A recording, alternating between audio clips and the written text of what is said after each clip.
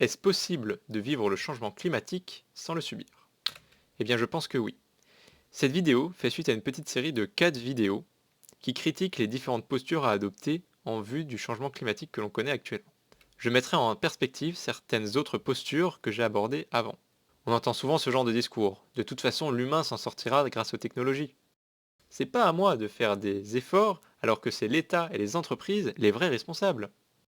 Ou encore, moi, pour l'instant, je ne fais aucun effort. Je n'en ferai que quand autour de moi les gens en feront. À ce moment-là, ça aura une vraie utilité.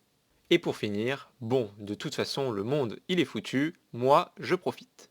Toutes ces postures, elles ont un point commun. Elles ne poussent pas à l'action. Comme montré dans la vidéo précédente, il semble qu'actuellement le problème, il va pas se résoudre tout seul. Je ne donne pas tort aux personnes qui trouvent que c'est à l'État et aux entreprises d'agir dans un premier temps. Mais actuellement, si elles ne le font pas, qu'est-ce qu'on fait? On déprime et on attend que tout s'effondre?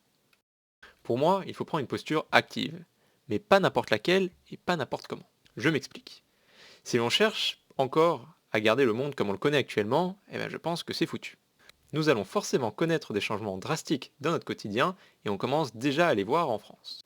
Les sécheresses sont de plus en plus nombreuses, la température globale augmente et l'année dernière, en hiver, on parlait même d'un potentiel blackout. Je pense donc qu'accepter que la situation va changer les prochaines années, c'est la première étape pour commencer à imaginer le futur. Je vois un peu le problème environnemental comme le deuil. Il va falloir accepter que des espèces vont disparaître, qu'on va avoir moins de confort au quotidien et plus généralement en fait qu'on va perdre des choses. Une fois la première situation acceptée, on peut commencer à avancer. Mais avancer vers où? Pourquoi? L'action individuelle ne donne pour l'instant pas assez d'espoir pour obtenir un résultat concluant. Mais si on prenait l'action individuelle sous un autre point de vue? Dans un premier temps, on a accepté que le futur sera plus dur que ce que l'on connaît actuellement. On va perdre des choses. Mais alors, se restreindre aujourd'hui, est-ce que c'est pas un petit peu anticiper le futur? Est-ce que ce n'est pas se préparer aux épreuves qui nous attendent? Prenons un exemple. Si demain vous arrêtez de chauffer votre maison ou votre appartement, il fera plus froid, ce sera compliqué de se balader en t-shirt. Sans parler du côté financier, en fait l'intérêt de faire ça, c'est que si un jour on manque vraiment d'énergie et on n'a plus assez d'énergie pour chauffer nos maisons, en fait pour vous ce ne sera pas un véritable effort parce que vous le faites déjà depuis longtemps. C'est devenu votre quotidien. Votre résistance au froid, elle aura augmenté et en fait vous ne serez pas forcément dans l'inconfort si jamais on traverse une pénurie. Je pense que la posture écologique saine et agréable ne peut pas être posée seule. Il faut également redéfinir un certain nombre d'idées que nous avons, notamment l'association du confort et du bonheur. Est-ce que l'utilisation du tout dernier téléphone nous rend vraiment heureux, plus heureux au quotidien, si ce n'est les 3 premières heures? Est-ce que prendre la voiture plutôt que le vélo nous apporte vraiment un plus dans notre vie? Je pense que la question est vraiment légitime. L'idée que l'effort peut nous apporter des choses, je la trouve excellente en fait.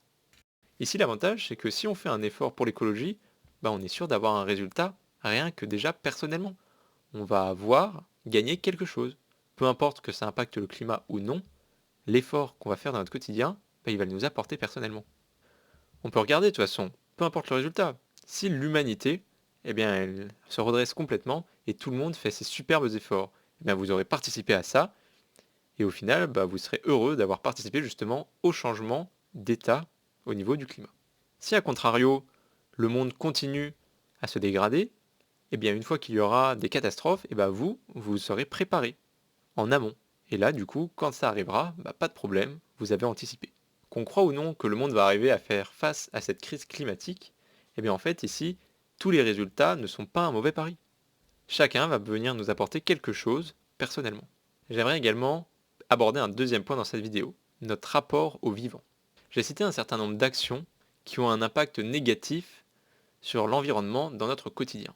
Mais si on regarde d'un peu plus près, on voit qu'en fait, tous nos gestes du quotidien, en fait, ils ont un effet négatif, littéralement, sur le climat. Chaque chose qu'on fait, en fait, n'est pas bonne pour le climat. Comment en est-on arrivé là? Je crois que c'est la façon dont on considère le vivant autour de nous. Par le vivant, j'entends que ce soit les animaux, les plantes, et globalement tout ce qui vit autour de nous, tout simplement. L'humain voit tout ce qui est autour de lui comme une ressource. On n'hésitera pas à couper un arbre pour faire du papier, on n'hésite pas à élever plus de 60 milliards d'animaux d'élevage pour se nourrir. On creuse dans le sol abondamment pour avoir des ordinateurs toujours plus puissants.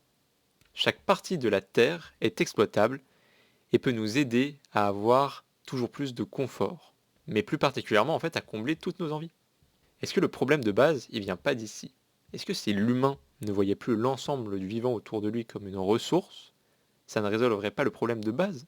On changerait drastiquement notre façon de vivre avec le vivant autour de nous, et on ne l'exploiterait pas comme actuellement. Nous respecterions les animaux, le sol, les plantes. Je me doute que cette idée, en fait, elle n'est pas du tout familière pour tout le monde. Et c'est normal. Depuis notre plus jeune enfance, on nous dit il y a l'humain et il y a le reste du monde. On se dissocie complètement de tout le vivant qui nous entoure. Mais en fait, pour moi, on est tous issus de la même famille, la famille du vivant. On fait tous partie de cette entité, et par respect donc envers ceux de notre même entité, on ne va pas venir les tuer. Comme nous, par exemple, on a bien cette considération que on mange pas les autres humains. Le cannibalisme, c'est super mal vu. Donc forcément, si on commence à considérer par exemple les animaux comme faisant partie de notre même espèce, notre vision et notre rapport à eux, il va bien changer. Je ne pense pas que simplement se dire ok, le climat va mal, il va falloir trouver une solution pour pallier à ce problème, soit une solution qui va être durable. Ça durera peut-être pour quelques années, mais après, l'humanité va recommencer à continuer à exploiter tout ce qui l'entoure en fait. C'est vraiment un changement de mentalité profond qui me semble nécessaire de faire pour ne plus exploiter comme on le fait actuellement tout ce qui est autour de nous et ne plus créer cette crise environnementale. Depuis des centaines d'années, nous prenons tout ce que nous avons à disposition autour de nous. Nous négligeons nos émotions. C'est la loi de la nature, nous sommes les plus forts, alors nous pouvons prendre tout ce que nous avons envie, tant qu'on le peut. Est-ce vraiment la meilleure manière de voir les choses? Est-ce qu'on ne pourrait pas trouver un meilleur équilibre avec le monde qui nous entoure? Si vous voulez aller plus loin dans cette philosophie, je vous conseille notamment le livre de Arne Neuss, Vers l'écologie profonde, qui en parle très très bien. J'espère que cette petite série de vidéos vous aura plu, j'espère qu'elle vous aura fait réfléchir à ce merveilleux sujet qu'est le rapport que nous avons avec l'écologie qui nous entoure. J'ai essayé de faire des vidéos les plus synthétiques possibles pour qu'elles soient accessibles au plus grand nombre. Si vous aimeriez en savoir plus sur certains sujets, n'hésitez pas à me l'indiquer en commentaire pour que je puisse faire des vidéos dessus. Sinon, de mon côté, je continuerai à faire des vidéos, mais elles seront cette fois-ci plus spécialisées sur des sujets qui me tiennent à cœur, qui parleront toujours de technologie ou de philosophie, mais toujours avec un rapport sur l'écologie.